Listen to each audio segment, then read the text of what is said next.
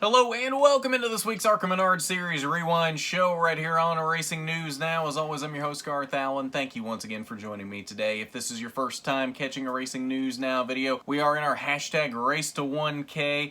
So if you go down below, hit that subscribe button. It is free to do. The quicker we get to 1,000 subscribers, the quicker we are able to do mobile live streaming, which will enable us to do much better quality coverage for you from the track. I've got so many ideas for things that we can do from the track when we are able to do mobile live streaming there, but we've got to get to 1,000 subscribers before we do that. And while you're down there, hit that bell for notifications so you don't miss anything going forward from RNN.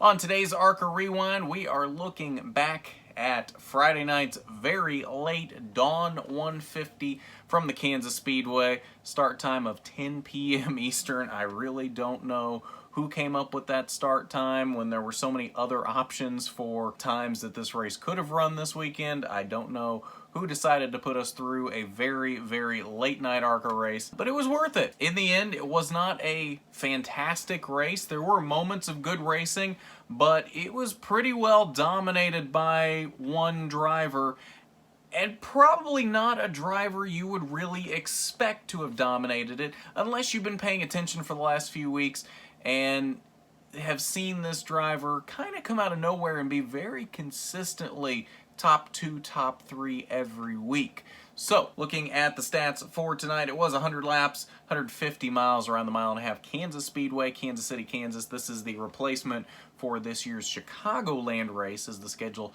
gets shifted around due to the pandemic. There were 3 cautions in this race for a total of 10 laps. Only 1 caution for an incident. Of course, there were 2 breaks. That has become the norm since coming back from the pandemic break. Lap 31 was the first break. Lap 61 was the second break. Only caution for an incident was at lap 14 as Russ Lane spun on the backstretch. This wreck very reminiscent, if you saw the Cup race Thursday night, very reminiscent to Ryan Preece's wreck. Lane just kind of got loose off a 2, spun it down, and made very hard contact into the inside wall. Got slightly airborne for a moment, very hard hit.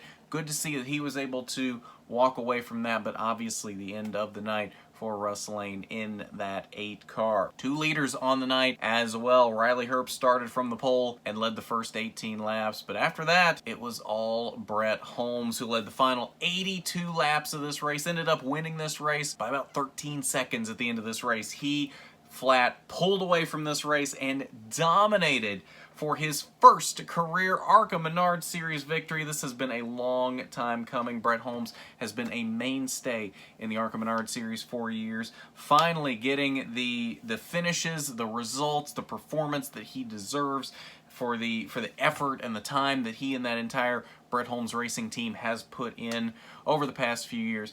Good to see him finally pick up a win. I've been saying it for a couple of weeks now. With as good as he's been running, that win was just around the corner, and he was finally able to do it tonight, and I'm so happy to see that. It couldn't have happened to a better guy. Nobody more deserving for that win. Great to see that 23 car park it in victory lane in this race. And honestly, I don't think that's the last one we're going to see this season. I think Brett Holmes is a serious threat for the championship this season now. And coming into this race, still wasn't 100% sure he was running for the championship this year. I think he's got to at this point. Honestly, you get your first win and you're running like this, and as we see in the points, he is very close in that championship battle now. You got to run for the championship because I think he's a serious threat for the championship now. The way he's been running the past few weeks, we legitimately might see a Brett Holmes championship this season in the ARCA Series. Ryan Repko came home in the second position. Strong run for him, tying his career best finish of which he got at Talladega earlier this season. Great run for Ryan Repko. Riley Herbst rallied back to third at the end of the race. Corey Heim, very fast in this race. Kind of confusing entry for him. It is listed as a fast track racing car out of the Andy Hillenberg stable, but basically prepared by Venturini Motorsports. Venturini Motorsports crew chief and Dave Liner. JBL was the sponsor. Corey Heim is a Venturini driver, so it was a Venturini car, and it was a fast track number with the number 12, but entered as a fast track car. Definitely a Venturini car, though, had that kind of speed. And Corey Heim, I think, was the second fastest car all night. I don't know what exactly happened at the end of the race, though. There within the final 5-10 laps, he went from being about a second behind Brett Holmes to falling all the way back to 12, 13 seconds back to Ryan Repko and Riley Herbst, and actually had smoke coming out of the back of the car on the last lap, so I'm not 100% sure what happened there. But unfortunate that Corey Heim could not finish off the great run that he was having. Tanner Gray rounded out the top 5. Good run for him after doing the double on the day with the truck race. He's going to be back in action tomorrow. Actually, it'll be today by the time this goes up for the second truck race of the weekend. So lots of action for Tanner Gray this weekend. He was already complaining that he had blisters on his back from the truck race earlier in the day. So I can't imagine how he's going to be feeling after this truck race on Saturday. Rest of your top 10, Michael Self, Drew Dollar, Derek Griffith, Haley Deegan, and Thad Moffitt. Dollar and Deegan got into it once again in this race. Dollar had a couple incidents on the same lap where he got loose in 1 and 2 and slid up into Deegan, gathered it back up, and then they get around to 3 and 4. He got loose again and washed up the track into Deegan. The second time, I was sure they were going to wreck. Somehow both of them kept it straight and kept going, but really it ruined both of their nights. Dollar finished about where he had been running most of the night, 5th, 6th, 7th, somewhere in there. Deegan, though, before that was a solid top 5 car and was never really able to recover from that point, and it was disappointing to see because that kind of did ruin the pretty good night that she had going. Final page 11th through 18th. Ryan Huff continues to march out fairly solid finishes. Unfortunately wasn't able to finish out the night as he had been battling with Thad Moffitt for 10th late in the race, had some overheating issues and had to retire 7 laps before the end of the race. And then of course Russ Lane down at the bottom there in 18th, out at lap 19 after his scary hard hit on the backstretch. So that's your results from the Dawn 150. Let's head over to the Media Center. We'll see what your top finishers from tonight had to say after this race, including your first-time winner, Brett Holmes. Yeah, I don't know. We got beat pretty bad. I was just loose all night long on the top of the flag. Trying to hold up the 23 for as long as I could.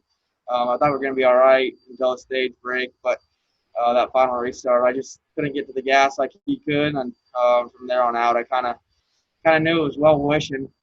Try to tighten up every stop, but just couldn't get that feel. Just cording, buzzing our right rear all night long. A little more exciting than I wanted it to be. I mean, it was just the end right there, and we were both trying to finish up front, and I felt like he took the air off me a little bit, and that was just kind of what got me loose. Because, I mean, I definitely didn't turn up into him or anything. My car started coming around, and I had to catch it, and I just kind of – I didn't even really turn back to the right and hook over. It was more of like a drift up into him kind of deal. So, I mean, I feel like that's kind of an air deal there. But it's good to be talking to you again. That means it went well. Yeah, that's probably the least cars I've seen on my windshield in forever. It's like you said, definitely a relieving feeling, man. It's been the longest period of time since I've been in victory lane, and that's back in the late model days. So, it's I feel like this is what we've been working for a few years, and it's been a lot of hard work, a lot of time, a lot of hours. A lot of time on the road, and a lot of time away from family and friends, and it was all worth it to get to this point. So I'm just very, very thankful to be sitting here. I just I don't know. I just had a really good feeling about it for whatever reason, and we've been running too well lately for it not to happen soon enough, and our intermediate stuff has been really good. We had a ton of long run speed compared to the other guys. They fell off really hard, and we just kept staying the same pace. And Shane and Chris, AJ, Aaron, Ryan, those guys at the shop, they've been thinking of any ways to improve our car and not just stay kind of stagnant in what we've been doing. So that's really been the difference maker. All right, so let's take a look at your point standings here before wrapping up tonight. And like I said, this has tightened up a lot with Michael Self's 6th place finish tonight and Brett Holmes' win. It's now 9 points between the two of them. Self still holds the lead, but again, it is only by 9 points now over Brett Holmes. And now you see why I say if Brett Holmes wasn't planning on running the full season, you got to at this point. As good as he's been running, he's a legitimate threat for the championship at this point. And honestly, I think he's doing himself an injustice if he doesn't run the full season, because honestly, at this point, the way he's been running, I think he's the favorite right now to win the championship. If he continues running like he has been, it's going to be very hard for Michael Self to hold that off. Can Michael Self do it? Yes, Michael Self is an incredibly talented driver and definitely can hold Brett Holmes off, but the performance has got to be there. And for the past couple weeks, it's not really been there for Michael Self, whether it be mechanical issues or just an ill-handling race car like he had tonight that just couldn't do anything for him. It started off tight and then went extremely loose at the end of the race. You got to get those issues cleared up, but we could have a really good battle for the championship here between Michael Self and Brett Holmes. Drew Dollar, Hailie Deegan continue to fall further out of the championship battle. Dollar still holds down the third spot, but now 34 points back, and Deegan now in fourth, 39 back. Thad Moffitt still there in fifth, 61 points off of the lead. But that's your point standings following the Dawn 150, 8 races into the 20-race 2020 ARCA Menard Series season. We're almost halfway through the season. As of right now, still have 2 races to figure out, but this was originally supposed to be a 20-race season, still, I think, planned to be a 20-race season, but we still got 2 races to slot in there to still make it a complete 20-race season as things continue to get jumbled around here. We have 18 races confirmed at the moment for the rest of the season unless something changes. So getting right down into the nitty-gritty, almost halfway through, and we've got a good championship battle shaping up here right now between Michael Self and Brett Holmes. I'm excited to see how this plays out for the rest of the season, and I'm sure you are too. This is actually getting to be a really exciting championship battle, kind of reminiscent of last year's battle between Self and Christian Eckes. So it'll be fun to watch here as we go down the stretch. Next ARCA race will be Friday night, 8 p.m., the first of the doubleheader from Toledo. 8 p.m. Friday, 6 p.m. Saturday, both races from Toledo. Of course, we'll have watch parties for those.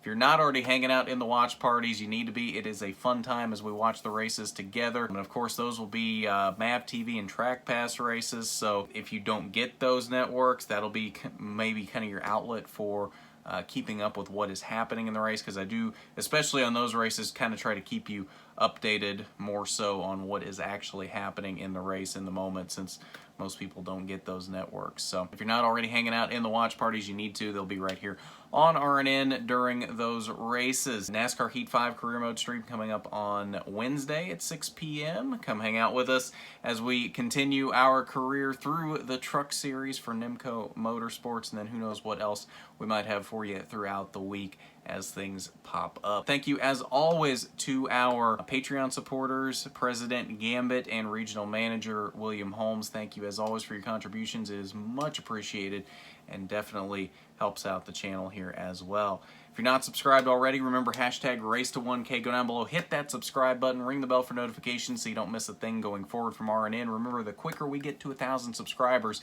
the quicker we can vastly improve our coverage from the track with mobile live streaming. But at that, this has been the ARCA Menard Series Rewind Show. I'm Garth Allen for Racing News Now.